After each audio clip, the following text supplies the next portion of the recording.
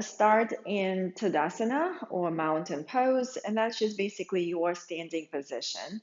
And you can close your eyes. Just take a moment to bring your awareness to your breath. Notice your breath flow, and then connect with your feet. Notice if you feel that your feet, the toes, feel strong and feel like they can support your entire spine, your entire body. And just visualize here for the moment that you are standing on one foot and you feel stability from your foot and the hip to hold you in one-legged balance for a few seconds or maybe minutes. And then visualize your other side.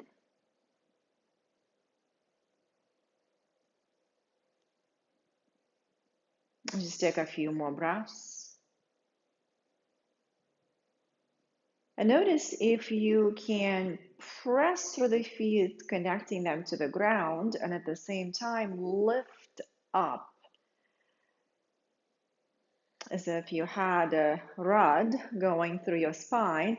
It's going to be going through your pelvic floor all the way into the belly or through the spine and all the way through the head. So it's going to show up at the crown of the head.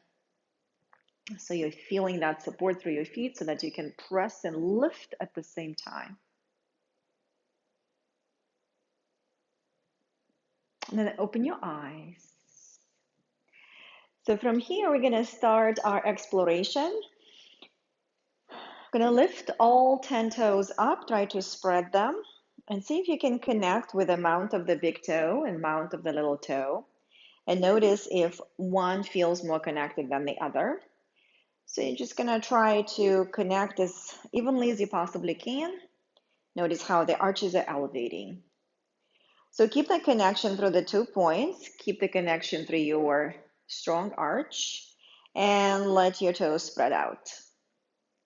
Press actively through the big toe. Just going to notice how it feels in your feet. And again, if this practice is relatively new to you, just play with an idea, visualize.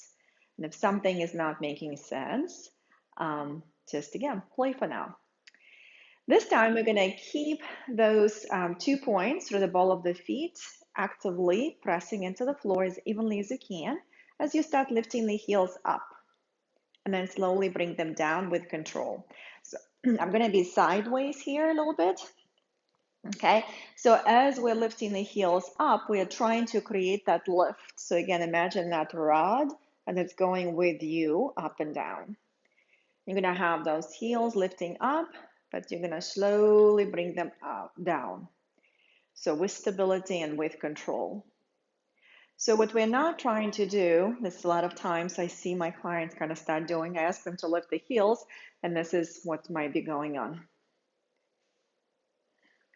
So I always encourage them to stand in front of the chair or the counter or something, bringing the hands to the chair, and just notice how much space when we start, and see if you can maintain some of its space. So we're lifting up. And that usually helps them to connect that it's not just swinging the pelvis forward and back, but really using your legs to lift the heels up. Okay, so let's just do it a few more with the arms. Inhale, press the elbows back. Exhale. Inhale. Exhale. Inhale. Exhale. And on this one, we're just going to hold. Don't hold your breath. But see again if you can press evenly through the balls of the feet and feel that rod reaching you up. So you're still pressing down and creating that opposite motion of lifting up. And then slowly bring yourself down, back to the heels, connecting them to the ground. Excellent. So from here, we will do a little bit more dynamic flow here. And again, I will give you a modification. So from here, we're going to inhale and lift. Exhale, bending the knees. I'm still maintaining that rod, so I'm not here. Okay, so this is my initial position. And then keeping my heels off the floor, I will bring my booty back, hinging at the hips, bring the arms forward. Now, staying on balls of the feet or bringing the heels down, depending on where you are, can you come up and lift? And again, I'm going to reach forward with my arms as I'm reaching back with my tailbone. I'm actively engaging my core muscles, especially the lower core. So I'm activating through the pelvic floor, lifting it up, drawing in. Inhale, exhale. My heels are still up. Notice if your toes start scringing. That's quite normal in the beginning, but try to keep them spread out. And then hold here. Breathe, and then come up. And again, slowly bring your heels down. So all those motions while we're trying to maintain our balance are quite normal. And this is the part of the dynamic balancing. So balancing does not mean static position. Balancing means, in my opinion, is constant adjustment of the body from the nervous system, from the brain, from the muscles, from behaviors, from patterns of movement that we experience. So it's a constant adjustment to a possibility of finding the center, finding the core of that center. All right, so that's quite normal. And now I'm going to go ahead and come to the hips. So just try to explore and play, be curious. Don't try to get into the self-talk that, oh, again, I'm just like not good at balancing. It takes time and it takes practice. And the strong foundation is usually helpful. So we're going to come to the chair or the wall. I'm going to move away. We're going to be working on hips right now. So I'm going to move back and just kind of feel that nice stretch. So I'm maintaining that tailbone lifting up. I'm actively pressing my back of the legs back, so getting my hamstrings into action. And from here, I'm just going to sink down towards the floor and then come up. I'm going to activate through my deep core muscles. And this time I'm going to bring my left foot towards the center a little bit more. So it's not going to be under the hip, but it's going to be towards the center. I'm going to try to again stabilize through my left foot, pressing through the big toe very actively, taking my right leg back. And as I took my right leg back, I didn't shift and I didn't drop. So I'm trying to maintain my center through the core and through the foot. And this time, see if you can start slowly lifting your right leg up. So I'm actively using my glute muscles, actively using my hamstrings. And it's not about lifting it high, okay? We're gonna try to stay in the hip motion, so which is gonna be the gluteus maximus here. So as we're lifting high, we're going into more lower back. So I'm just gonna ask you to find your glute muscle, okay? And I'm actively pushing that heel into the imaginary wall. So this leg is very active. And I'm gonna slowly bring it down, maybe without the chair. All right, so that was challenging, maybe, maybe not. Now I'm gonna try to bring a little bit more dynamic situation into this flow. So we're gonna go here, okay? So left foot towards the center, finding the tripod foot, the arch.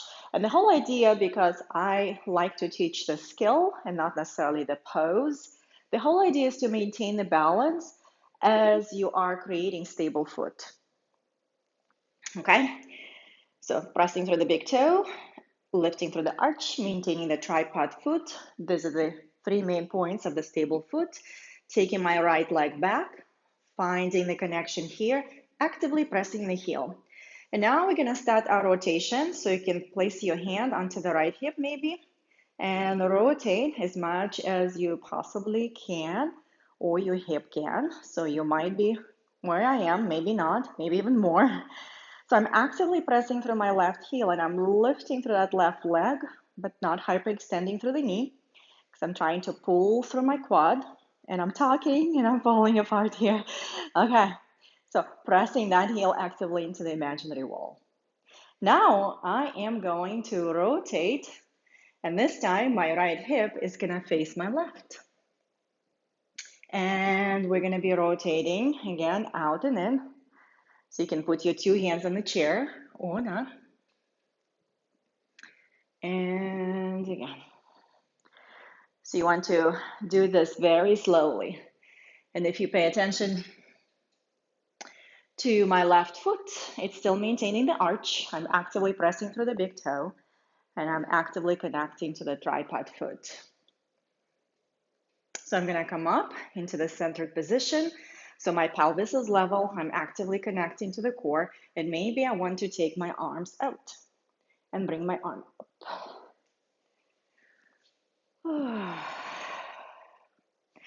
So just stay here for the moment and notice how it feels between your one side and the other. You can close the eyes again, take a few breaths.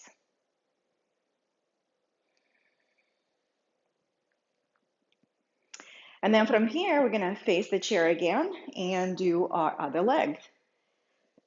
So right foot towards the center, find your stable foot.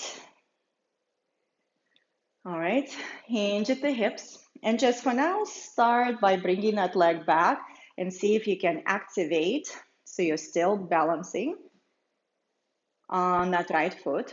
Your torso is even, so I'm not trying to hike my hip to bring the leg back, so if you can see that. So I'm actively pulling that hip away and bringing the work into my outer hip. Pushing the heel back into the imaginary wall. And then bring yourself up.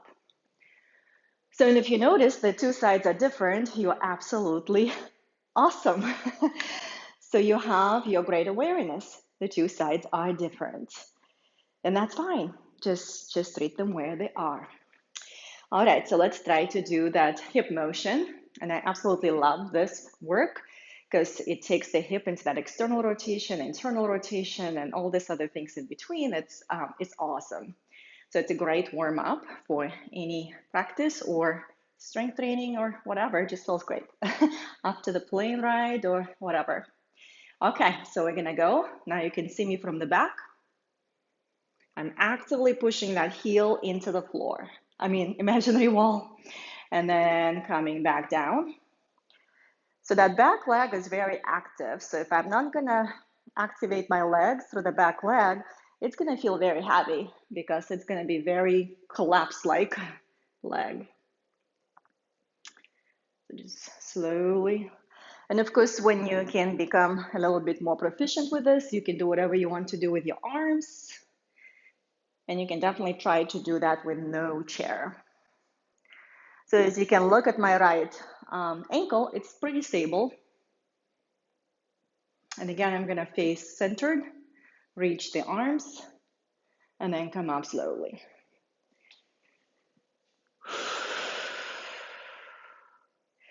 Again, so you can stand here, take a few moments just to feel your toes, your feet, maybe whole body, maybe kind of widgeting a little bit, maybe do your little dance, maybe hip dance. Notice if you feel a little bit more like sort of a sense of stability from your hip structure, or perhaps a little bit more aware of your pelvis, so the pelvic floor. So we're gonna finish with a little bit more hip work, and this is just to create a little bit more dynamic pulsing. So I'm gonna face the chair again. And from here, you don't have to, but it might be even more interesting to activate the muscles. You can put the ball between your lower leg and the upper leg, or maybe a little towel, or even roll the strap and just put it here, or not. So we're gonna go back to that position, left foot back to the center, stable foot. I'm gonna squeeze my imaginary ball right there. I'm gonna hinge at the hips, okay? And then from here, so if you look at my left leg, I'm gonna be going down towards the floor. All right, so my knee might be going forward a little bit. Now I'm going to start pressing through my left heel actively, as at the same time, I'm activating through my hamstrings to straighten the leg, but I'm trying to resist that. So I'm not just going into this hyperextension. So I'm going to go down and up, down, press through the heel that connects me to the hamstring, and I'm going up. So there's nice controlled pulses. I'm actively squeezing that towel or ball with my right leg. Ooh, yes. I definitely feel my hips, so hopefully you do too. It should be a pleasurable burning kind of thing. So right foot to the middle, hands on the chair, squeeze that imaginary ball. And this is my right side that likes to do this. So I don't know if you're noticing, but I have to work a little bit more on this to really draw my hip in. So squeeze an imaginary ball right there. So my left side is pretty active too. And now without me going out, I'm gonna press through that my heel as I'm gonna use my hamstring to pull from the back of the knee to the sit bone. It's a great work for the hamstring, the hip, the foot, and the core. I'm actively activating through the core. So I'm not just arched down, right? And come up again. Oh, yeah, that's a great work. So I very much value the work that is standing because that connects the foot to the hip in much more efficient and also kind of functional way.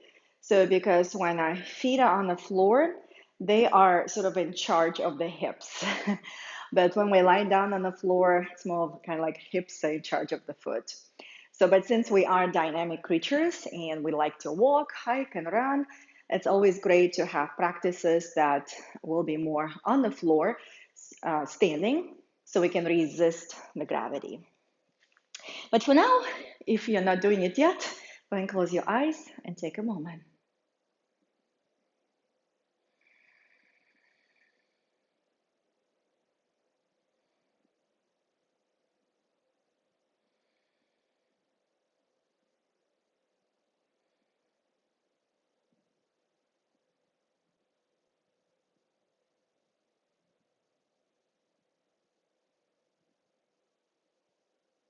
And then slowly open your eyes. Thank you for taking this time to play with balancing, connecting with your foundation, and perhaps feeling a sense of grounding.